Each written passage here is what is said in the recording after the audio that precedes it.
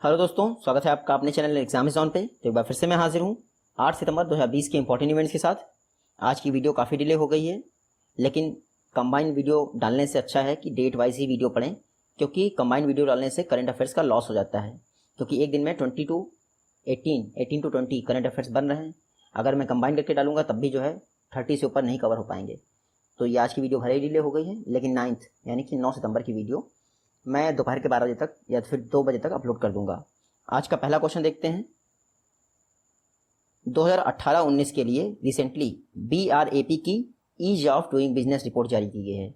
आपको बताना है इस BRAP ease of doing business report में किस इंडियन स्टेट ने टॉप किया है। तो BRAP मतलब बिजनेस रिफॉर्म एक्शन प्लान। इसकी ease of doing business report में आंध्र प्रदेश ने टॉप कर दिया है। आप ये देखिए, लगातार अभी तक आंध्र प्रदेश ही टॉप कर रहा है इस रिपोर्ट को।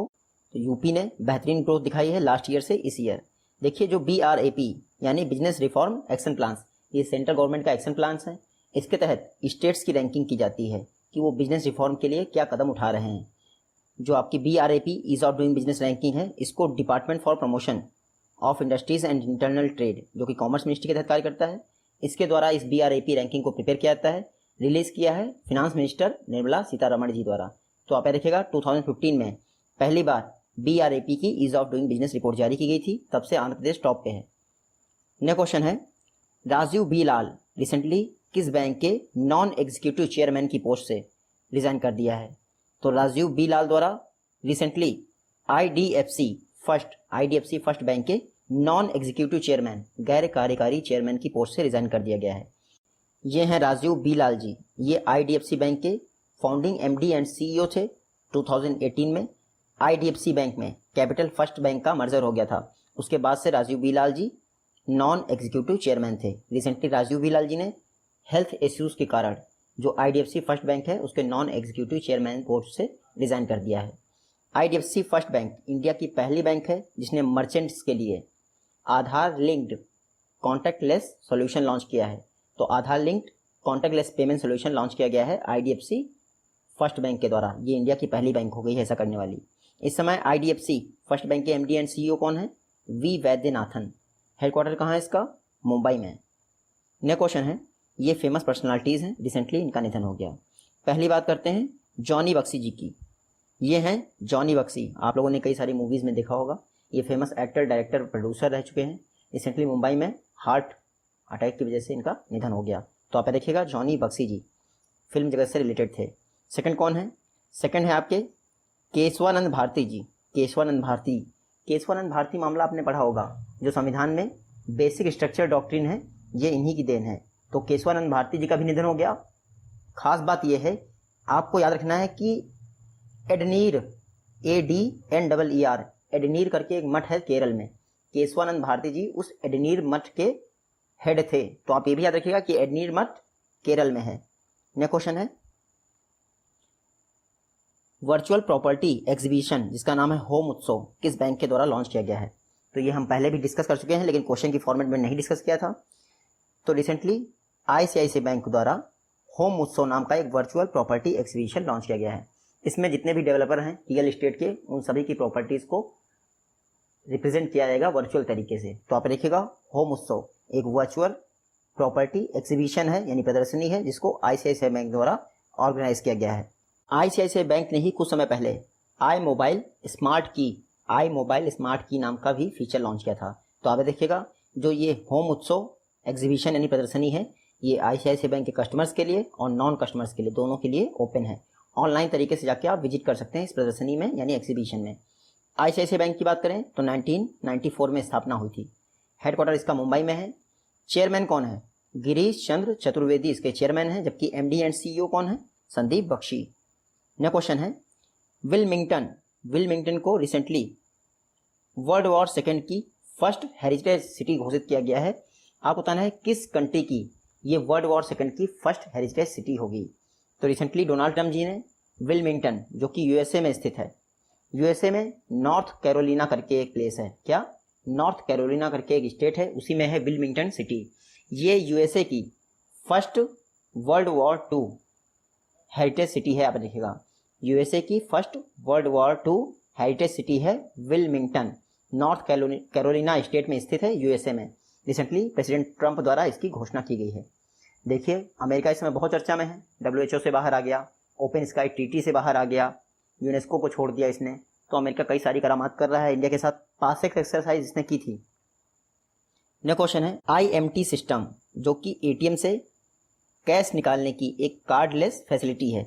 IMT system instant money transfer system, इसको किसके द्वारा लॉन्च किया गया है? तो cardless cash withdrawal facility from ATM, जिसका नाम है IMT सिस्टम, इसको लॉन्च किया गया है RBL बैंक द्वारा।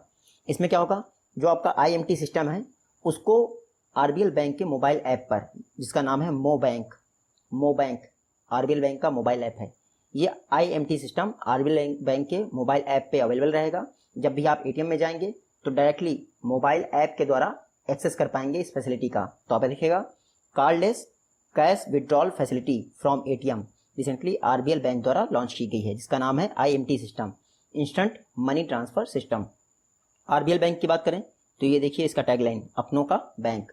1943 में रत्नाकर बैंक के नाम से इसकी स्थापना हुई थी। हेडक्वार्टर इसका मुंबई में है और वर्तमान में MD एंड CEO कौन है? विश्वेश्वर आहूजा।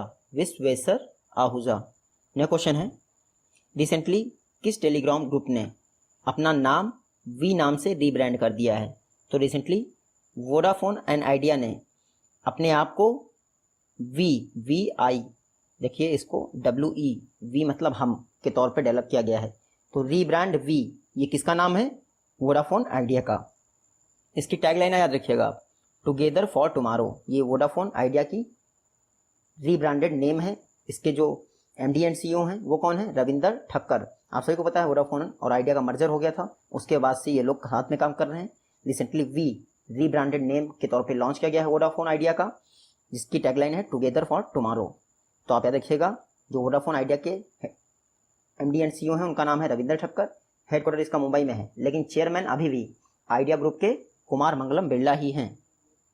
नेक्स्ट क्वेश्चन है पहली बार international day of clean air for blue sky observe किया गया है किस डेट को? तो पहली बार international day of clean air for blue sky 7 सितंबर को ऑब्जर्व किया गया है। लास्ट ईयर जो यूनाइटेड नेशन जनरल असेंबली की 74th बैठक हुई थी, यूनाइटेड नेशन जनरल असेंबली की 74th बैठक हुई थी सितंबर 2019 में। उस दौरान डिसाइड किया गया था कि प्रत्येक वर्ष 7 सितंबर को international day of clean air for blue sky observe किया जाएगा। तो पहली बार ये डे मनाया गया है। पर्पस क्या है? क्लीन एयर के विषय में लोगों को अवेयर करना कि क्लीन एयर के क्या फ़ायदे होते हैं। तो आप याद रखिएगा 7 सितंबर international day of clean air for blue sky. Next question है इटालियन ग्रैंड प्रिक्स 2020 को पियरे गास्ले द्वारा जीत लिया गया है। आपको बताना है पियरे गास्ले किस कंट्री से बिलोंग करते हैं? तो पियरे गास्ले जी बिलोंग करते हैं फ्रांस से। इसलिए इटली में इटालियन ग्रैंड प्रिक्स हो रही थी, जो कि एक फार्मूला 1 की रेस है। इसको जीता गया है पियरे गास्ले द्वारा। आप इनको देखिए, ये हैं पियरे गास्ले जी, फ्रांस से बिलोंग करते हैं। इनके द्वारा ही इटालियन ग्रैंड प्रिक्स 2020 जीता गया है। देखिए ये किसको ड्राइव करते हैं? तो स्कड्रिया अल्फा टाउरी करके ग्रुप है, जो कि होंडा का ड्राइविंग ग्रुप है, उसको ये रिप्रेजेंट करते हैं। तो इसी ग्रुप की तरफ से इन्होंने इटालियन ग्रैंड प्रिक्स को जीता है। आप देखिएगा पियरे गास्ले, ये फ्रांस से बिलोंग करते हैं। नेक्स्ट क्वेश्चन है वाटर से डेवलपमेंट के लिए, ये दूसरी बार मैं अटेंड कर रहा हूँ क्योंकि यही सही तरीका था। लास्ट टाइम मैंने जो कवर किया था वो ठीक तो था, लेकिन आप लोग मिस कर जाते हैं एग्जाम में। रिसेंटली वाटर से डेवलपमेंट के लिए रिवार्ड नाम का प्रोजेक्ट किस स्टेट गवर्नमेंट द्वारा लॉन्च किया गया है? तो रिवार्ड प्रोजेक्ट को लॉन्च किया गया है कर्नाटका गवर्नमेंट द्वारा। कल भी हमने पढ़ा था, आज दोबारा इस क्वेश्चन को कर रहे हैं। कल मैंने आपको बताया था, थोड़ी मिस्टेक भी हुई थी उसमें। जो रिवार्ड प्रोजेक्ट है ये एक वाटर से डेवलपमेंट प्रोजेक्ट है। इसमें क्या होगा, जो कर्नाटक के 20 तालुकाएं होंगी जहाँ पे वाटर लेवल लो हो गया है, तो वाटर लेवल को वापस से रिचार्ज करने के लिए ये रिवार्ड प्रोजेक्ट लॉन्च किया गया है। रिवार्ड प्रोजेक्ट का एक फुल फॉर्म है rejuvenating watershed for agriculture resilience through innovative development. ये है रिवार्ड का full form. Recently Karnataka government ने लॉन्च किया है, जो कि एक वाटर शेड डेवलपमेंट प्रोग्राम है। किसकी हेल्प से लॉन्च किया है? तो कल ही मैंने बता दिया था आपको, वर्ल्ड बैंक की हेल्प से। रिवार्ड प्रोजेक्ट की टोटल कॉस्ट है 600। कल मैंने आपको गलत ये बता दिया था। देखिए वर्ल्ड बैंक इसमें दे रही है 420 करोड़, कल मैंने आपको शायद 480 करोड़ बता दिया था। 70% फंडिंग, जो 600 करोड़ की 70% फंडिंग है वो वर्ल्ड बैंक दे रही है, बाकी कर्नाटका गवर्नमेंट खुद लगाएगी। तो आप याद रखिएगा कल मैंने आपको थोड़ी सी गलत इन्फॉर्मेशन दे दी थी, इसीलिए आज ये क्वेश्चन दोबारा कर रहा हूँ। तो रिवार्ड प्रोजेक्ट कर्नाटका गवर्नमेंट का वाटर से डेवलपमेंट प्रोजेक्ट है, जिसको वर्ल्ड बैंक की मदद से इम्प्लीमेंट किया जा रहा है। कर्नाटक की बात करें तो ये है मैप में कर्नाटका। इंडिया में first toy manufacturing cluster Karnataka के कोपला में स्थापित किया गया है। आप देखिएगा कर्नाटक के सीएम कौन है? BS येदियुरप्पा। गवर्नर कौन है? बंदारू दत्तात्रेय। नेक्स्ट क्वेश्चन है, इंडिया की first ever cannabis medicine project को किस स्टेट या यूटी में सेटअप किया जा रहा है? तो कैनबीज मेडिसिन प्रोजेक्ट इंडिया में पहली बार सेटअप किया जा रहा है जम्मू एंड कश्मीर में। रिसेंटली जो हमारे यूनियन मिनिस्टर हैं जितेंद्र प्रधान जी, उन्होंने घोषणा की है कि कैनबीज मेडिसिन प्रोजेक्ट को जम्मू एंड कश्मीर में सेटअप किया जाएगा। इसमें हेल्प कौन सी कंट्री कर रही है, आपसे एग्जाम में ये पूछेंगे। तो जम्मू एंड कश्मीर में जो कैनबीज मेडिसिन प्रोजेक्ट है उसमें हेल्प कर रही है कनाडा। कनाडा जो है फिनेंशियल असिस्टेंस प्रोवाइड करेगी जम्मू एंड कश्मीर एडमिनिस्ट्रेशन को। खास बात है, जब से जम्मू एंड कश्मीर यूटी बना है तब से पहली बार कोई foreign country Jammu and Kashmir में इन्वेस्ट कर रही है। तो आप देखिएगा इंडिया का पहला कैनबीज, जिसको आप भांग के नाम से जानते हैं, cannabis medicine project Jammu and Kashmir में सेटअप किया जा रहा है कनाडा गवर्नमेंट की मदद से। मैप में देखते हैं, ये है JNK जम्मू एंड कश्मीर। 31 अक्टूबर 2019 को जम्मू एंड कश्मीर और लद्दाख का गठन हुआ था। पहले लेफ्टिनेंट गवर्नर कौन थे? GC मुर्मू जी, जो कि अब कैग बन गए हैं। वर्तमान में लेफ्टिनेंट गवर्नर कौन है? मनोज सिन्हा जी। नेक्स्ट क्वेश्चन देखते हैं, FAO food and agriculture organisation के अंतर्गत 35th APRC की मीटिंग हुई। आपको बताना है इस मीटिंग की अध्यक्षता किस कंट्री द्वारा की गई? तो 35वीं APRC मीटिंग की अध्यक्षता की गई है भूटान द्वारा। APRC का फुल फॉर्म थोड़ा उल्टा है, regional conference for Asia and the Pacific. यह है APRC का फुल फॉर्म। ये FAO food and agriculture organisation के अंतर्गत हर 2 वर्ष में होने वाली बैठक है। एशिया पैसिफिक की कंट्रीज इसमें पार्टिसिपेट करते हैं। रिसेंटली 35th मीटिंग हुई थी APRC की, 35th मीटिंग, जिसमें भूटान ने अध्यक्षता की, इंडिया ने भी पार्ट लिया। जो APRC है इसकी पहली बैठक कब हुई थी? 1953 में हुई थी। और ख़ास बात यह है कि तब इंडिया में ही हुई थी। FAO द्वारा APRC की बैठक हर 2 वर्ष में की जाती है। आप देखिएगा, बात करते हैं FAO की, फूड एंड एग्रीकल्चर ऑर्गेनाइजेशन। 16 अक्टूबर 1945 को स्थापना हुई थी। हेडक्वार्टर इसका रोम इटली में है। हेड कौन है इसके? क्यू डोंग्यू इसके हेड हैं। नेक्स्ट क्वेश्चन है, स्टूडेंट्स के बीच में साइबर सेफ्टी अवेयरनेस कैंपेन किसने लॉन्च किया है? तो स्टूडेंट्स को साइबर सेफ्टी के विषय में अवेयर करने के लिए व्हाट्सएप द्वारा कैंपेन लॉन्च किया गया है। व्हाट्सएप ने एक साइबर सेफ्टी पर थिंक टैंक है जिसका नाम है cyber peace foundation, PEACE, cyber peace foundation. उसके साथ मिलकर व्हाट्सएप द्वारा cyber safety awareness campaign launch किया गया है स्टूडेंट्स के लिए। देखिए व्हाट्सएप का एक प्रोग्राम है ई रक्षा प्रोग्राम के अंतर्गत ही ये स्टूडेंट्स के लिए cyber safety awareness campaign launch किया गया है। आप देखिएगा, इसमें फेज़ वाइज जो है स्टूडेंट्स को अवेयर किया जाएगा साइबर सेफ्टी के विषय में। पहला फेज़ लॉन्च हो चुका है, 5 सिटीज़ को इसमें कवर किया जा रहा है, आपको रटने की जरूरत नहीं है। दिल्ली, MP, बिहार, झारखंड, सिटीज़ नहीं state, sorry, Delhi, MP, Bihar, Jharkhand और महाराष्ट्र। टोटल 15,000 स्टूडेंट्स को फर्स्ट फेज़ में कवर किया जाएगा साइबर सेफ्टी अवेयरनेस कैंपेन के अंतर्गत, जिसको व्हाट्सएप ने लॉन्च किया है साइबर पीस फाउंडेशन के साथ मिलकर। व्हाट्सएप की बात करें तो 2009 में व्हाट्सएप बनाया गया था या फिर स्थापित हुआ था। किसके द्वारा? ब्रायन एक्टन के द्वारा और जैन कॉम के द्वारा। ये 2 पर्सन थे जिन्होंने व्हाट्सएप को बनाया था, लेकिन बाद में फ्लिपकार्ट ने इसको परचेज कर लिया। एग्जाम में आपसे ये पूछ सकते हैं कि व्हाट्सएप को किस लैंग्वेज में बनाया गया है। कंप्यूटर के एग्जाम में पूछ सकते हैं जो लोग बैंकिंग का दे रहे हैं। तो व्हाट्सएप को डेवलप करने के लिए एरलैंग नाम की एक लैंग्वेज का यूज़ किया गया है। नेक्स्ट क्वेश्चन है, इयान बेल, इन्होंने इंटरनेशनल क्रिकेट के सभी फॉर्मेट से रिटायरमेंट अनाउंस कर दिया है। आपको बताना है इयान बेल किस कंट्री से बिलोंग करते हैं। तो इयान बेल बिलोंग करते हैं इंग्लैंड से। ये देखिए आप, ये हैं इयान बेल, इन्होंने इंटरनेशनल क्रिकेट से संन्यास ले लिया है यानी रिटायरमेंट। ये इंग्लैंड से बिलोंग करते हैं। इंग्लैंड इस समय क्रिकेटर्स को लेकर बहुत चर्चा में है। क्यों? क्योंकि जेम्स एंडरसन इंग्लैंड के क्रिकेटर हैं, वर्ल्ड के फर्स्ट फास्ट बॉलर हो गए हैं जिन्होंने 600 विकेट लिए हैं। क्या नाम है उनका? James Anderson. उसके अलावा डेविड कैपल, रिसेंटली इनका निधन हो गया। मैंने आपको क्या पढ़ाया था? रिटायरमेंट। खैर आज करेक्ट कर लीजिएगा। डेविड कैपल एक क्रिकेटर थे जिनका निधन हो गया, वो भी इंग्लैंड के ही थे। तो इंग्लैंड के 3-4 नाम आप याद रखिएगा। हालांकि ड्वेन ब्रावो वो फेमस हैं, लेकिन वो इंग्लैंड के नहीं है, वेस्ट इंडीज के हैं। नेक्स्ट क्वेश्चन है, गवर्नेंस कॉन्फ्रेंस ऑन NEP 2020 किसके द्वारा ऑर्गेनाइज की गई? तो रिसेंटली नेशनल एजुकेशन पॉलिसी 2020 पर गवर्नर्स की कॉन्फ्रेंस हुई। इसको एजुकेशन मिनिस्ट्री द्वारा ऑर्गेनाइज किया गया। आप सभी को पता है ministry of human resource development को अब एजुकेशन मिनिस्ट्री नाम दे दिया गया है। मिनिस्टर कौन है? रमेश पोखरियाल। उन्हीं के द्वारा नेशनल एजुकेशन पॉलिसी 2020 पर गवर्नर कॉन्फ्रेंस ऑर्गेनाइज की गई। जो इनॉग्रल सेशन था उसको किसने संबोधित किया, फिर एड्रेस किया? तो हमारे प्रेसिडेंट कोविंद जी ने और प्राइम मिनिस्टर मोदी जी ने इनॉग्रल सेशन को एड्रेस किया।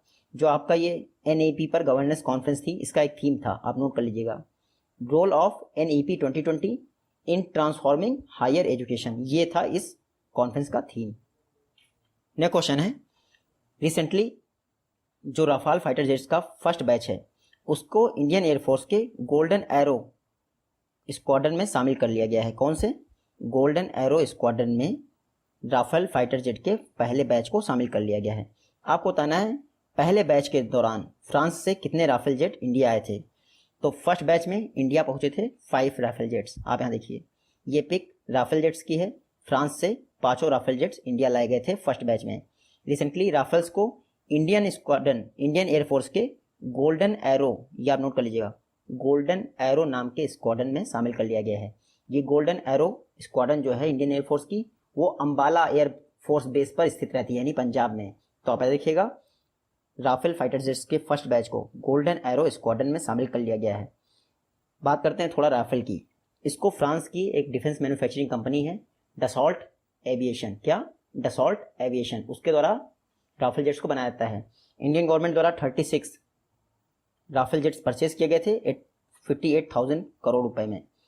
पहला बैच इनका 5 राफेल जेट्स का इंडिया आ चुका है और अब उनको गोल्डन एरो नाम की स्क्वाड्रन में शामिल कर लिया गया है। नेक्स्ट क्वेश्चन है, अकिनवुमी अदेशिना अफ्रीकन डेवलपमेंट बैंक के दोबारा प्रेसिडेंट यानी अध्यक्ष बन गए हैं। आपको बताना है अदेशिना या फिर अकिनवुमी अदेशिना जी किस कंट्री से बिलोंग करते हैं। तो अदेशिना जी बिलोंग करते हैं नाइजीरिया से। ये देखिए, ये हैं अदेशिना जी, अकिनवुमी अदेशिना। ये दोबारा अफ्रीकन डेवलपमेंट बैंक के नए प्रेसिडेंट बन गए हैं यानी अध्यक्ष बन गए हैं। यहाँ पर देखिएगा, ये नाइजीरिया से बिलोंग करते हैं, तो आपको ये जरूर पता होना चाहिए। अफ्रीकन डेवलपमेंट बैंक की बात करें तो 1964 में इसकी स्थापना हुई थी। हेडक्वार्टर है इसका आबिदजान में। आबिदजान कोट दे आइवरी में एक शहर है, वहीं पर अफ्रीकन डेवलपमेंट बैंक का हेडक्वार्टर है। टोटल मेंबर्स कितने हैं? 81। कहीं आप 55 मत लगाइएगा। नेक्स्ट क्वेश्चन है, मुंबई इंटरनेशनल एयरपोर्ट लिमिटेड यानी मायल के 74% स्टेक किसके द्वारा एक्वायर कर लिए गए हैं। तो मायल, मुंबई इंटरनेशनल एयरपोर्ट लिमिटेड के 74% स्टेक अडानी ग्रुप ने एक्वायर कर लिए हैं। इसका मतलब क्या हुआ?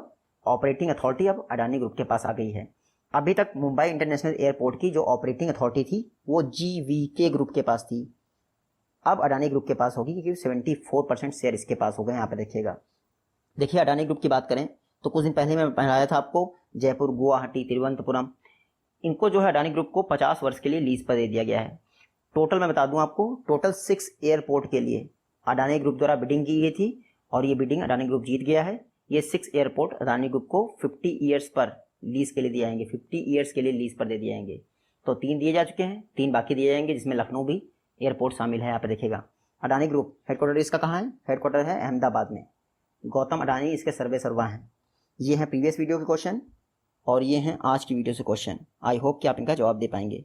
जल्दी ही मिलते हैं आपसे अपनी नेक्स्ट वीडियो में, तब तक के लिए टेक केयर, गुड बाय।